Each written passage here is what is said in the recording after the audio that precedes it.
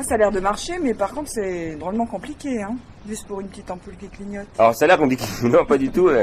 L'énergie arrive d'ici, dans cet appareil-là, et puis de là, il est transformé un tout petit peu, puis il arrive dans la batterie pour stocker mon énergie que je produis. Alors il y a 2-3 instruments. Lui, ça c'est la valeur qui indique ce qui sort en volts de l'éolienne.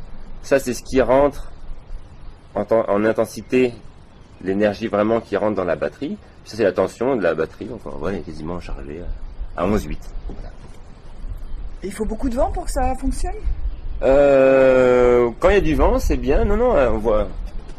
Là, ça démarre bien. Il n'y a pas de vent aujourd'hui, mais. Là, on voit ça clignote, oui, un petit peu. Ouais. Oui, ça écrit des chiffres, là, 11, 9, 10. Voilà. Donc, dès qu'il y a plus d'énergie qui est fournie de l'éolienne que ce qu'il y en a là-dedans, en hauteur, bah, ça me change la batterie. Voilà. Et alors, pourquoi elle clignote là? Alors là, elle clignote parce que le moteur est en alternatif. Quand les aimants passent devant les bobines, ça fait du courant qui n'est pas droit, alors que ça, une batterie, c'est du courant qui est, on va dire, droit. Et du coup, le pont d'iode redresse mon courant pour que ça soit compatible avec la batterie. Et après, on en fait quoi? Ah, on fait quoi? Bah alors, on en fait quoi? On peut allumer une lampe, par exemple.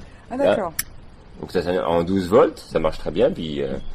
Alors une lampe, oui, mais par exemple ma machine à laver, je pourrais la faire marcher avec ça? Alors la machine à laver, c'est déjà plus compliqué, parce que c'est beaucoup plus gros, hein, c'est beaucoup plus gourmand. En lavage à froid, non, mais à 90 degrés avec une résistance, c'est déjà plus compliqué. Il me faudrait plus de batterie que ça c'est sûr. Et puis le problème, c'est que si je vide trop la batterie, je risque de l'abîmer. Ça c'est sûr. Et le jour où il y a beaucoup de vent, alors du coup on peut stocker le... Alors plus il y a de vent, plus on a d'énergie. Ouais. Après, si la batterie est pleine et qu'il y a trop d'énergie qui veut rentrer dans la batterie parce qu'il n'y a plus de place Qu'est-ce qui dedans, se passe? Ça explose? ça peut exploser. Oui, Carrément. c'est dangereux. Du coup, pour éviter que ça, là je l'ai pas branché là, mais normalement c'est équipé dans la maison avec ce régulateur là. Donc là, il y a 2 entrées. On voyait le petit dessin pour l'éolienne. Là, il y a les 2 trous suivants, c'est pour la batterie, et les 2 derniers, c'est ce que je branche. Par exemple une lumière ou une machine à laver, ça c'est pour 100 watts ça seulement.